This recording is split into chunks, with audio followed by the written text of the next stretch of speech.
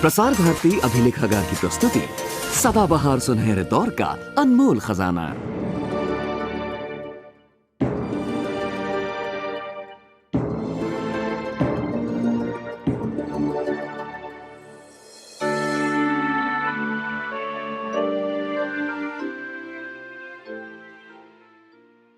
26 जनवरी की परेड से एक दिन पहले एक राजनीतिक पक्ष के नेता को गबन के इल्जाम में गिरफ्तार करके जेल में डाल दिया गया।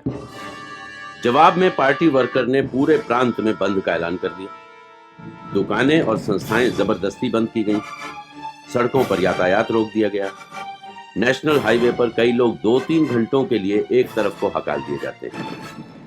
जब वो बंद के उठने का इंतजार कर रहे हैं, उनमें कई लोग वक्त काटने के लिए हिंदुस्तान में 50 साल में जो परिवर्तन हुए हैं उसे लेकर किस्से कहानियां सुनाने लगते हैं। इस सिलसिले की 9वीं कहानी हमें सुनाने वाले हैं निर्मल सेन, जो राष्ट्रीय डेयरी विकास बोर्ड से रिटायर होकर अब पांडुरंग शास्त्री आठवले के स्वाध्याय परिवार से जुड़ गए। जिस जमाने में अयोध्या को लेकर पूरे भारतवर्ष में मंदिर मस्जिद का विवाद छिड़ा था, उस वक्त गुजरात के एक छोटे से गांव ने इस मसले को एक अनोखी सी शक्ल देकर अपने ही तरीके से हल निकाला था। घर पे कुछ बताकर भी नहीं गया। आज तीसरा दिन है। देवगिरी भाई को पूछा तो बताया कि कलीम से मिलकर गया है, उसी से पूछो। हाँ, जाने से पहले एक दिन यहाँ आया था और बोला कि फटाफट मेरी पैंट सी दो, मुझे जुलूस में भाग लेने सोमनाथ जाना है। मैंने बोला भाई क्यों, क्या बात है? बोले बाद में बताऊंगा। अरे मैंने कहा कि भाई कुछ प्रोग्राम तो बताओ, कब लौटोगे? बोले नहीं, 1-2 दिन लग जाएंगे, बाद में बात। चला गया। आपको नहीं बताया? हमको पता होता तो आपसे पूछते ही क्यों।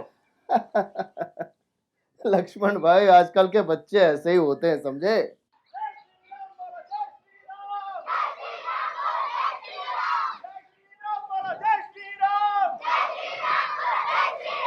लो, आ गया। जय श्री राम बोलो, जय श्री राम, जय श्री राम बोलो, जय श्री राम, जय श्री राम बोलो। कहाँ चले गए थे? घर पे कुछ बता कर तो जाते। बापू, बापू देखो तो पहले मैं क्या लाया हूँ। क्या है? अरे देखो तो, ये तो ईंट है और उसपे श्री राम लिखा हुआ है। अरे कलीम भाई, ये कोई मामूली ईंट नहीं है, ये एक रामशिला है। मैं जिस जुलूस में गया था ना, वहां से मुझे प्राप्त हुई। बड़ी प्रसन्नता हुई है सुनकर। बापू पता है, वहां ऐसी कई हजारों रामशिलाएं थी और संतों ने कहा है कि इन सभी रामशिलाओं का गांव गांव में अभिषेक होगा। फिर ये सब शिलाएं वो अयोध्या ले जाएंगे और वहां पर इन्हीं शिलाओं से एक विशाल राम मंदिर भी बनाएंगे। हम गांव वालों को थोड़ा चंदा भी इकट्ठा करके उन्हें भेजना है। श्री रघुवीर प्रताप से सिंधु तरे पाषाण, वो बात अब सच हो जाएगी। अगर अभिषेक करेंगे कहाँ? बापू आप भी अपने राम मंदिर में, और कहां? देखिए, यह है वह रामशिला जिसका अभिषेक होगा। आप लोग दिल खोलकर चंदा दीजिएगा। अयोध्या में बहुत बड़ा राम मंदिर बनेगा। बापू, बापू आप इस मंदिर की हालत तो देखिए। हम यहाँ अभिषेक नहीं कर सकते, कहीं और ही करना पड़ेगा। तो अपने देव मामा के पास जा, उनको कहना कि हम अमृतालय में अभिषेक करना चाहते हैं। अरे वो क्यों मना करेंगे? आज ही आरती के बाद उनसे जाकर मिलता हूँ। आनंद नादाता प्रभु, आनंद नादाता, आयो छूत बद्वारी, आयो छूत बद्वारी, करुणा करनाया, जय योगेश्वर भगवान। सभी भाई बहने कुछ देर तक रुक जाएं। कृष्णकांत आया है, उसे कुछ कहना है। आओ कृष्णकांत, बोल।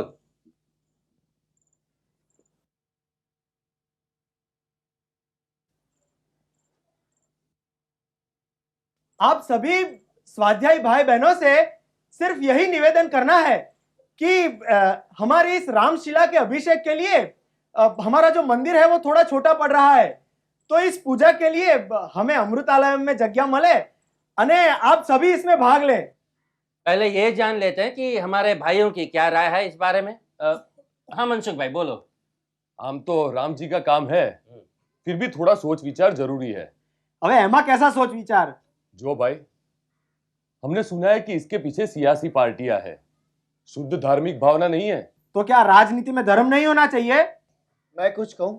हाँ हाँ राजनीति में धर्म होना बहुत जरूरी है, मगर धर्म में राजनीति हमें मंजूर नहीं। पर कलीमुद्दीन भाई, हमारे तो नीति शास्त्र में भी धर्म की बात कही गई है। हाँ, मगर यह भी तो कहा है ना कि राजनीति में धर्म का स्वार्थपूर्ण इस्तेमाल नहीं होना चाहिए। अबे आजकल तो सभी धर्म का इस्तेमाल करते हैं।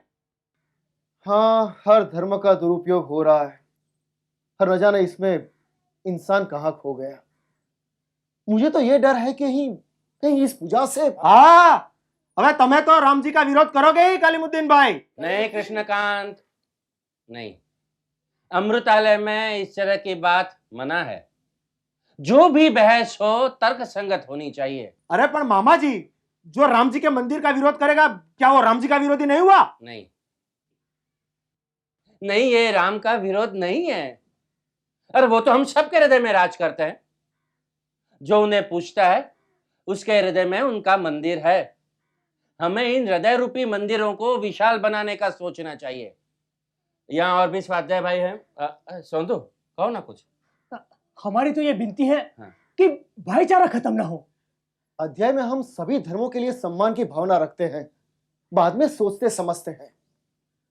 अरे बरसों लगे हैं हमको एक दूसरे के करीब आने में, कहीं ऐसा ना हो कि हमारे बीच की दूरियां बढ़े।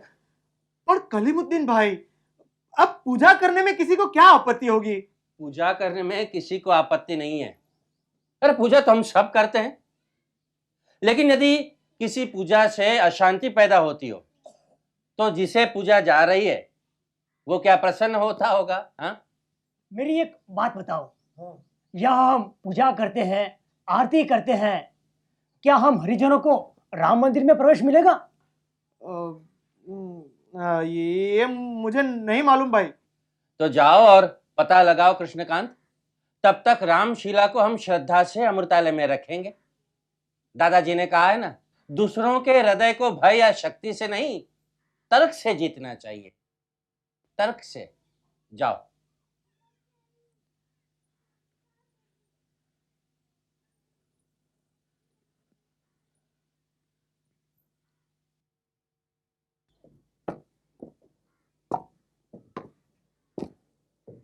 जरा अच्छी तरह से रखना अंदर।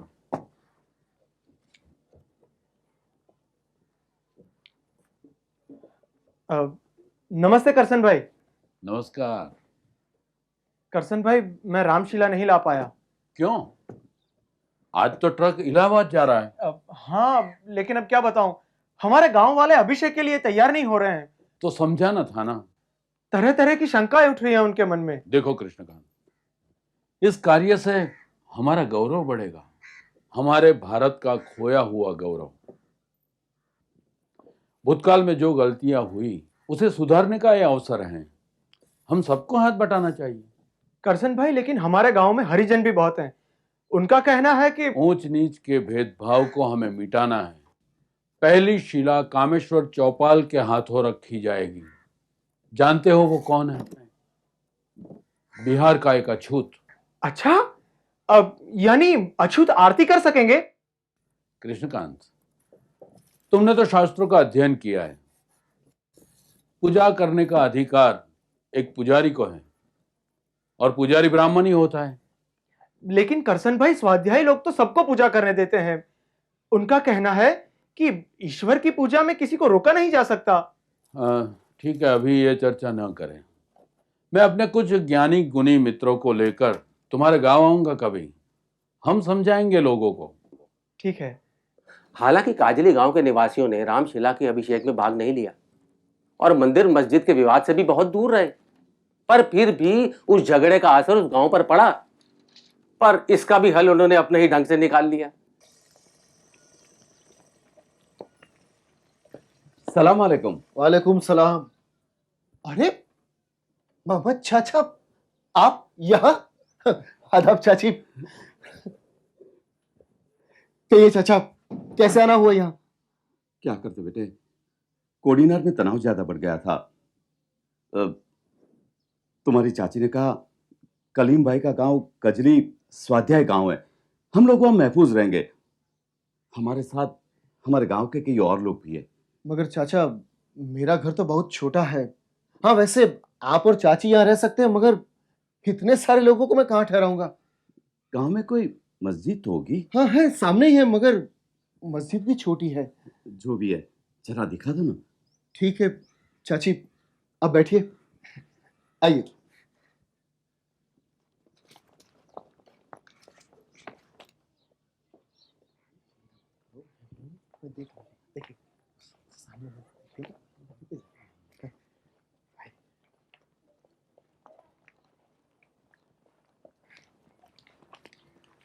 अरे कलीम, अरे इतने सारे लोगों को लेकर कहाँ जा रहे हो?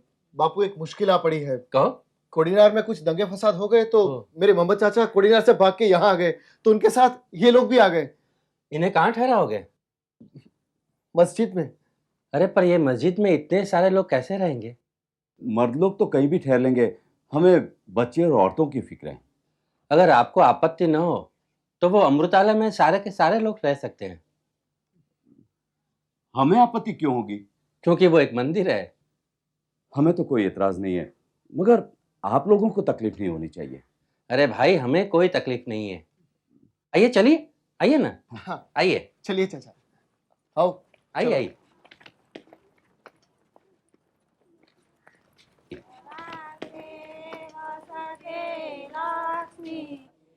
करामूले सरस्वती करमध्ये गोविंदा प्रभाते करदर्शन समुद्र वसने देवी पर्वतस्तनमण्डले विष्णुपत्नी नमस्तुभ्यं पादस्पर्शं समास्वामि वासुदेवसुतं देवा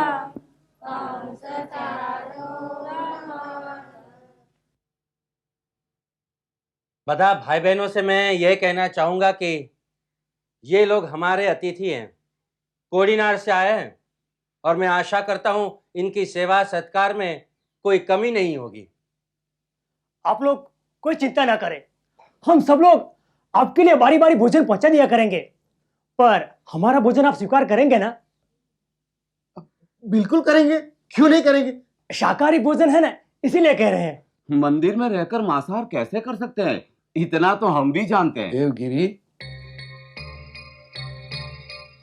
कहिए, क्या बात है लक्ष्मण भाई? आपने हमको तो अमृतालय का उपयोग करने नहीं दिया और इन लोगों को ठहरा दिया, ये कहाँ का न्याय है? तो क्या करें, भगा दे इनको? अपने रिश्तेदारों के वहां क्यों नहीं चले जाते? कहीं ऐसा न हो कि इन लोगों के कारण हम लोग मारे जाएं। कोई मारा नहीं जाएगा। कजली गांव में सारे लोग स्वाध्यायी हैं, ये सब जानते हैं लक्ष्मण भाई।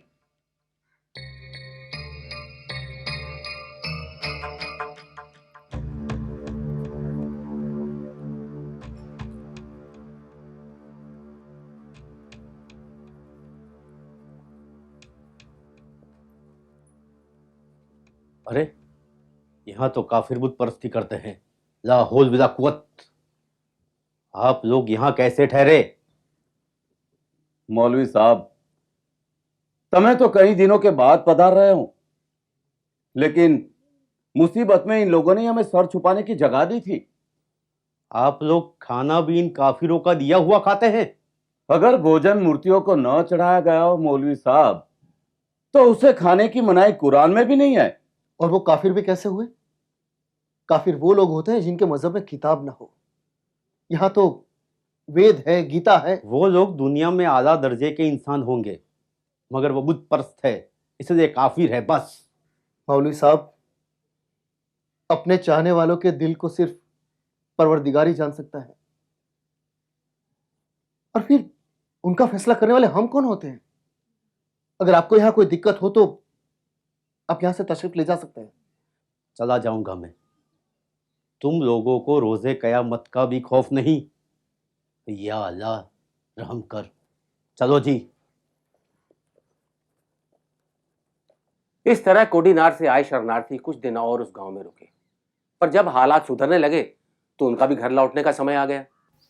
अस्सलाम वालेकुम व रहमतुल्लाह, अस्सलाम वालेकुम व रहमतुल्लाह।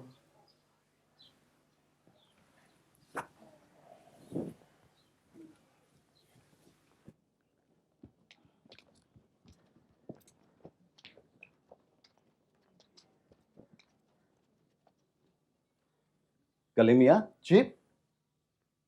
इस गांव के लोग बड़े मजहबी पारसा है, फिर इस मस्जिद की हालत इतनी खस्ता क्यों है?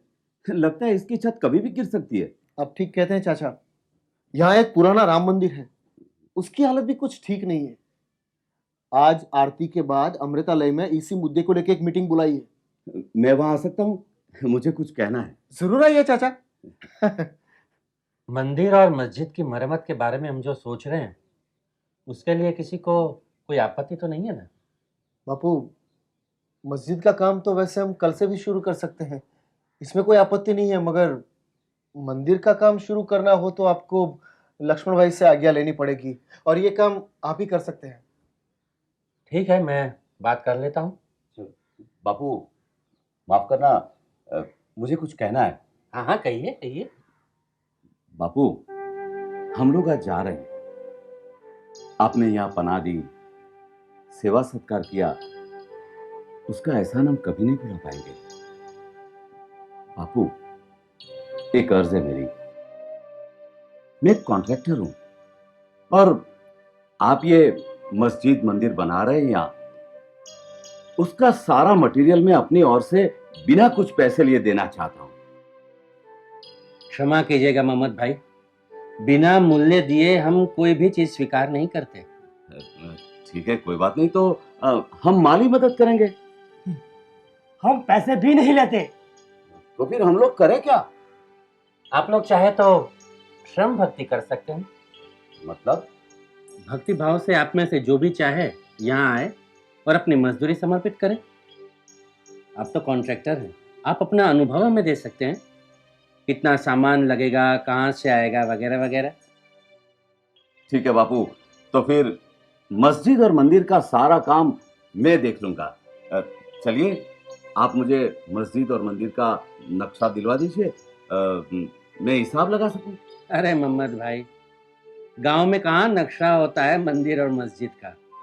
बापू, अगर आप इजाजत दें तो मस्जिद और मंदिर के नक्शे मैं अपनी ओर से निकलवा लूंगा।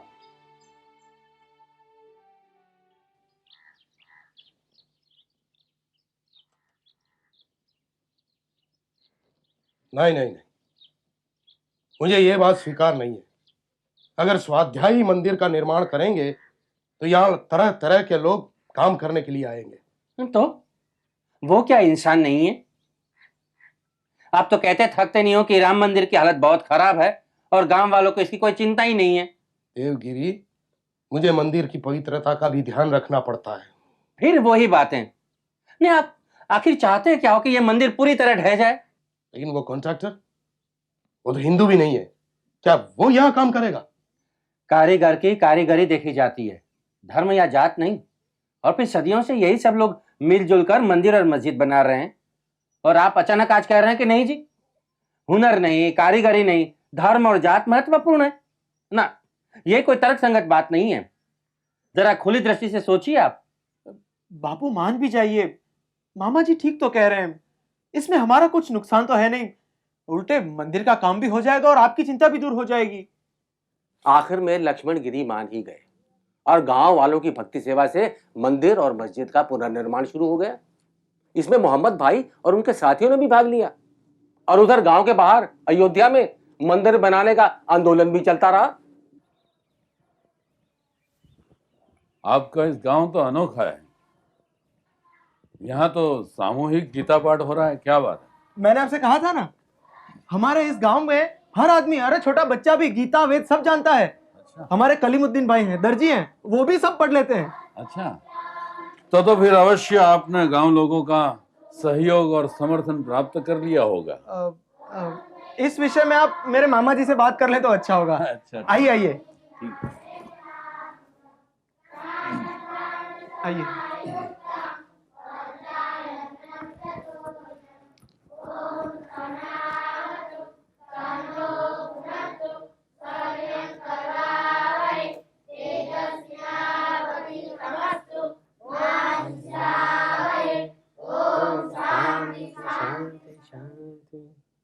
मामा जी, ये है करसन भाई और ये अमृतानंद जी और दिव्य जी हैं, और आप हैं देवगिरी जी, मेरे मामा हैं। श्रीमान, आपके इस गांव के लोगों की धर्म भावना देखकर हमारा तो मन ही प्रसन्न हो गया। सब योगेश्वर की कृपा और हमारे दादाजी का मार्गदर्शन है। दुख की बात है कि आप समय पर रामशिला नहीं भिजवा पाए, किंतु अयोध्या में मंदिर निर्माण हेतु कार सेवा आरंभ हो रही है। आप सब इस धर्म कार्य में आमंत्रित हैं। वाहनों की भी व्यवस्था की गई है। आमंत्रण के लिए धन्यवाद। श्री राम के प्रति आपकी जो श्रद्धा है वो देखकर भी अच्छा लगा। तो फिर आप कब चलना चाहेंगे? हम तो नहीं जा पाएंगे करसन भाई। क्यों? हमारे लिए तो श्री राम यही है, हर समय हमारे निकट। वो तो सही है, मगर इस सत्कार्य से हमारा गौरव बढ़ेगा। सत्कार्य तो इस धरती पर कहीं भी किया जाए गौरव बढ़ेगा ही, फिर क्यों? धर्म कार्य में मना नहीं करते बच्चा। रामलला शोभित होंगे वहां, भय प्रकट कृपाला दीन दयाला। और फिर सोचिए, यह मंदिर राम जी की जन्मस्थली पर शोभित होगा। करसन भाई, वहां तो एक मस्जिद बनी हुई है। इसीलिए तो हम समस्त हिंदुओं का कर्तव्य है कि वहां राम लल्ला की मूरत विराजे, कलयुग में सतयुग का आरंभ होवे। देखिए, बात सीधी सी है। एक स्वाध्यायी होने के नाते श्री राम हमारे लिए हर जगह बसते हैं, कजली के लोगों के हृदय में भी। हमारे राम भी यही है, अयोध्या भी यही है। और फिर सतयुग तो तभी आएगा जब हम हर मनुष्य में उसके देवता को देखें। लेकिन वो मंदिर, हमारे कजली में भी एक राम मंदिर है, छोटा सा। आजकल हम उसी के पुनर्निर्माण में जुटे हुए हैं, इसलिए क्षमा करें। चलिए ठीक है, कार सेवा के लिए तो आप नहीं जा सकते, लेकिन गांव वासियों से कुछ चंदा इकट्ठा करके दिलवा दे तो। वो भी संभव नहीं होगा करसन भाई। हम लोग मिलजुल कर गांव में मंदिर और मस्जिद का निर्माण कर रहे हैं, और उसके लिए हमारे पास जो कुछ भी था हमने सब दे दिया है। और फिर वैसे भी हमारे लोगों के लिए मंदिर मस्जिद यहीं पर काम आएंगे। जब चाहा सर झुका लिया, क्यों? काशी, अयोध्या, मक्का, मदीना तो हर कोई चाह के भी नहीं जा सकता। आशा है आप मुझे गलत नहीं समझेंगे। अब मैं क्या कहूँ? अच्छा हो अब हम चलें, नहीं तो कहीं आप हमें भी स्वाध्यायी न बना दें।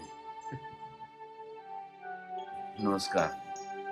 जब धर्म और राजनीति में अंतर नहीं रहता तो कई तरह की समस्याएं खड़ी हो जाती हैं, एकता भंग होती है और अलग अलग धर्मों में ऊंच नीच की भावना उत्पन्न होने लगती है। हमारे बचपन में जय सिया राम सुनने को मिलता था, लेकिन अब लगता है कि सीता जी को रसोई में सीमित करके सिर्फ श्री राम की जय होने लगी है। हर भक्त राम को अपने तरीके से अनुभव करता है, जैसे कबीर के राम, गांधी जी के राम, आजकल के सियासी नेताओं के जय श्री राम और स्वाध्यायियों के दिलों में बसने वाले राम। अब अलग अलग तरीके हैं, मगर राम तो एक है, सत्य का मार्ग तो एक है। तब ये बहुत जरूरी है कि सब पर एक तरह का विचार लादने की कोशिश ना की जाए। हर एक को अपनी तरह सोचने की फ्रीडम होनी चाहिए, क्योंकि हर सियासी पार्टी सत्ता को हमेशा अपने हाथों में बांधे रखना चाहती है, ताकि लोगों को अपनी तरफ आकर्षित करके अपनी तरफ खींच सके। लेकिन असल मुद्दा तो कुछ और ही है। यू मीन महिलाओं, दलितों और माइनॉरिटीज के हितों का खंडन? हाँ, वो भी इसका हिस्सा ही है, लेकिन मेरा मानना तो यह है कि लोगों को इस तरह की माई बाप सरकार पर निर्भर नहीं रहना चाहिए। उन्हें अपने अधिकारों की रक्षा के लिए उसके भागीदार बनना चाहिए, जैसे कि उन्हें सूचना का अधिकार होना चाहिए।